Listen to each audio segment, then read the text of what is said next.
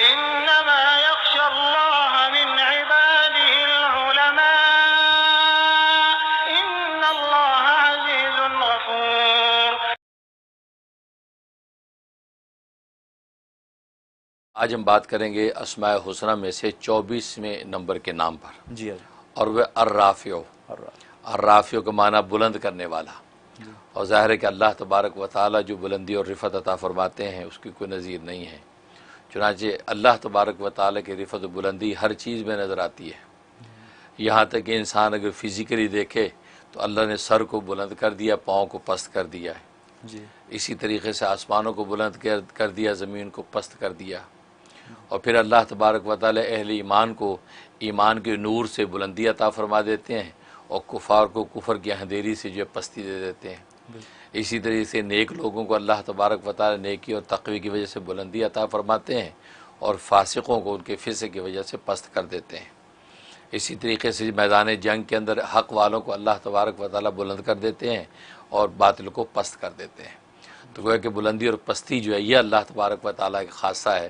وہ اللہ تبارک و تعالیٰ جس کو چاہے بلندی عطا کرتے ہیں اور جس کو چاہے پست کر دیتے ہیں. اور یہ بڑا بابرکت نام ہے الرافع. اس کی عدد جو ہے 351 ہے، 351 یہ اس کی عدد ہے. اور اس کا مفرد عدد جو ہے وہ 9 ہے.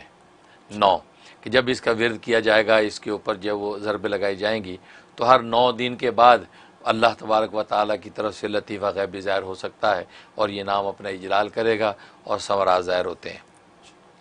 رافع معنی بلند کرنے والا. اور ظاہر ہے کہ انسان اگر عزت و مرتبے کی بلندی چاہتا ہے تو اس میں بڑی تاثیر موجود ہے.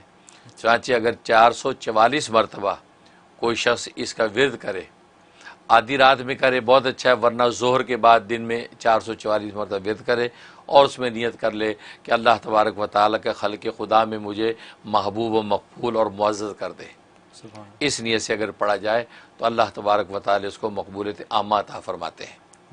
اور اس کی جو مدت عمل جو ہے وہ 71 ڈیز رکھے یا 90 ڈیز رکھے تو انشاءاللہ اس دوران میں اللہ تعالیٰ اس کو رفعت و بلندی دیں گے.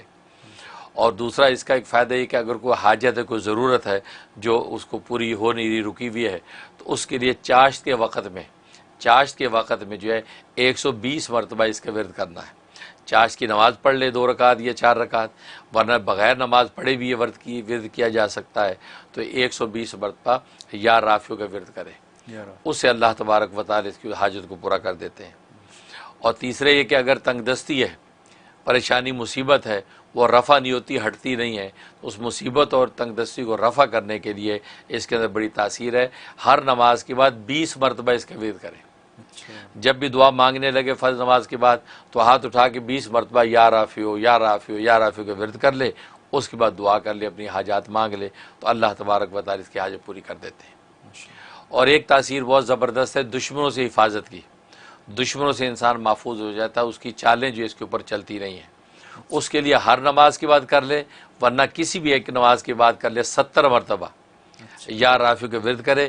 اس میں ظالم، دشمن، موذی، غیر موذی جو بھی ہیں کسی بھی حوالے سے اگر ستاتے ہیں آپ کو، تو اس کی نیت کر کے آپ 70 مرتبہ یا رافع کا ورد کریں. اور اول آخر 11 مرتبہ دروشی سب موقع پہ پڑھنا ہے. 11 مرتبہ دروشی اور درود ابراہیمی پڑھ لے تو بہت اچھا ہے.